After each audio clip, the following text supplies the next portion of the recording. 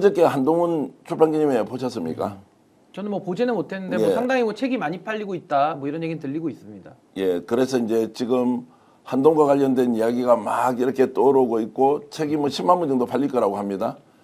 자, 그러면 한동훈이 지금 뭔가 좀 기세를 얻어서 좀 이렇게 진격이 가능하다고 이렇게는 보십니까? 어떻습니까? 글쎄요, 뭐 그것도 아까 언론에 대한 평가와 비슷할 것 같은데 예.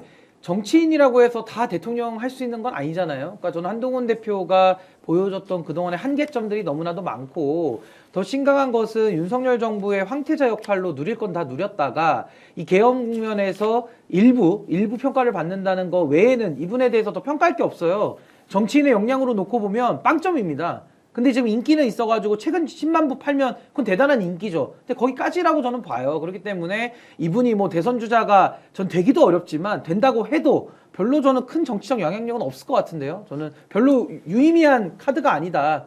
네, 그렇게 봅니다. 자, 유의미하지 않지만 어쨌든 뛰어들었으니까 경선을 해야 될 거고 그 과정에서 홍준표 시장이 어제 100분 토론에서 바로 디스를 놓긴 했지만 마지막에 후보가 한 사람이 될 거 아닙니까? 김문수가 되든 누가 되지 않겠습니까? 이러면 국힘 쪽에 있는 후보들은 원팀을 만들어서 대선을 할 수는 있겠습니까? 분위기로 보면.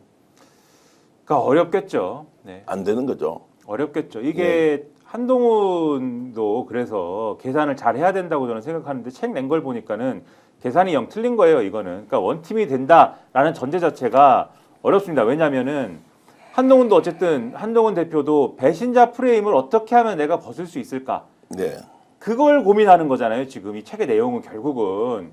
왜냐하면 배신자 프레임은 확정된 상황에서 왜냐하면 계엄을 해제했고 본인이 계엄을 해제하는데 이제 일조했고 그다음에 윤석열을 탄핵하는데 어쨌든 역할을 한 거 아니겠습니까?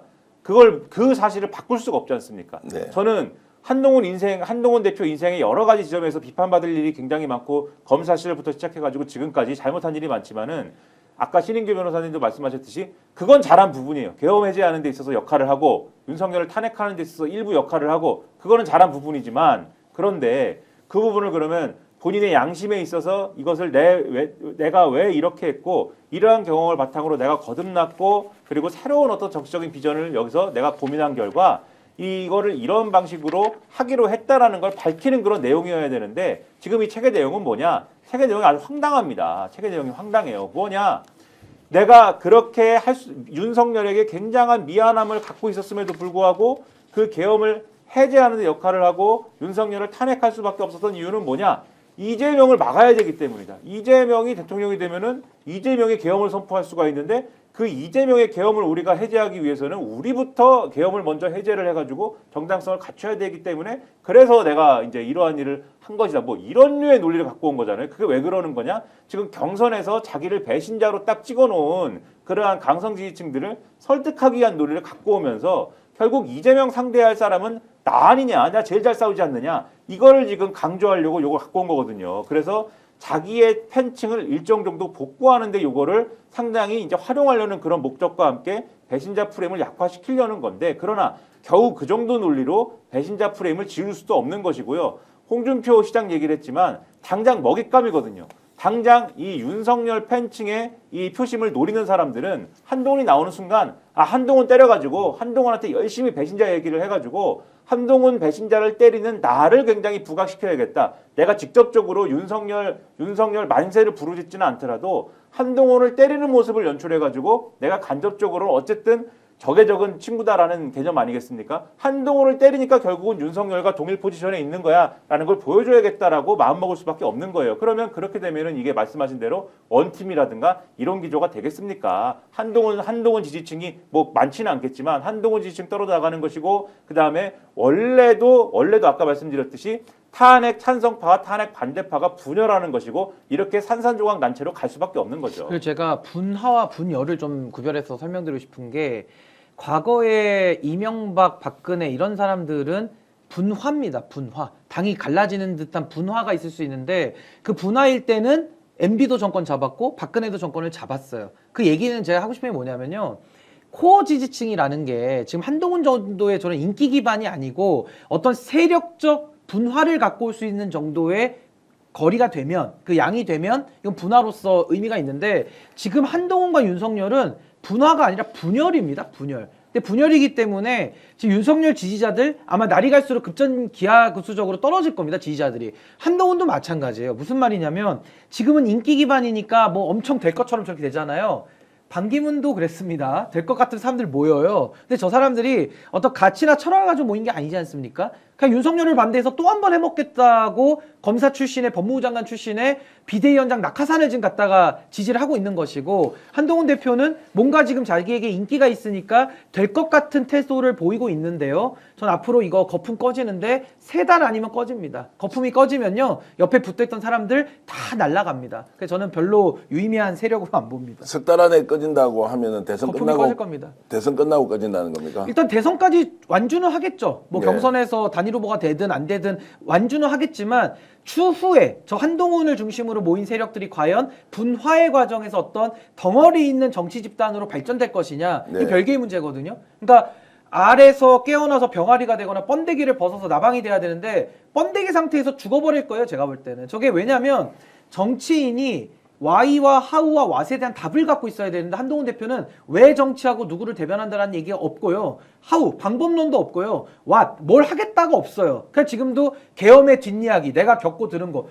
뭐 본인이 얘기 안 해도 다 알아요. 이미 보도가 다 나가가지고. 그냥 한동훈의 입을 통해서 나올 뿐입니다. 별로 새롭지도 않아요. 그러니까 한동훈 대표는 정치를 하기 위해서 본인이 왜 정치를 하는지, why, 어떻게 바꿀 건지, how, 뭘 바꿀 건지, what에 대해서 답을 충분히 성찰하고 채우는 다음에 뭘 하겠다가 나와야지, 나와가지고 맨날 이조 심판론 노래만 부르다가 김건희랑 문자나 주고받고 들키고, 뭡니까 이게? 이게 정치입니까? 그러니까 이번에도 똑같아요. 총선에서 실패한 프레임 똑같이 들고 한심하죠, 나오는 거지 한심해. 않습니까? 또 이재명 심판론 요거 하면서 김건희가 나한테 문자 보냈어요. 이거 또 하는 거 아닙니까? 그 얘기지 않습니까?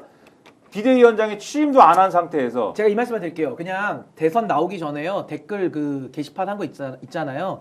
그 누가 했는지 먼저 밝히고 나오세요. 왜냐하면 제가 지금 지적한 문제가 조만간 또 나올 겁니다. 게시판 그때 하다가 내란 때문에 싹 묻혔어요. 그거부터 답하고 나와야지. 본인 문제 아무것도 해결 안 됐는데 이제 와서 기회가 오니까 책 많이 팔렸다고 대통령 해보겠다? 아이, 그렇게 치면 베스트셀러 작가들이 다 대통령 해야죠. 완전 재방송인 게, 말씀하신 대로 그 게시판 문제도 만약에 또 말을 하면 그것도 재방송이지 않습니까? 근데 비대위원장 하기 전에 법무부 장관 하는데 이미 바로 전에 비대위원장 너 해라 시킨 다음에, 시키자마자 바로 너 사퇴, 너 사퇴라고 한 다음에, 아 잘못 알았어, 사퇴하지 마 라고 김건희한테 문자가 와서 난 이상하다고 생각했어. 김건희 문자 논란이잖아요.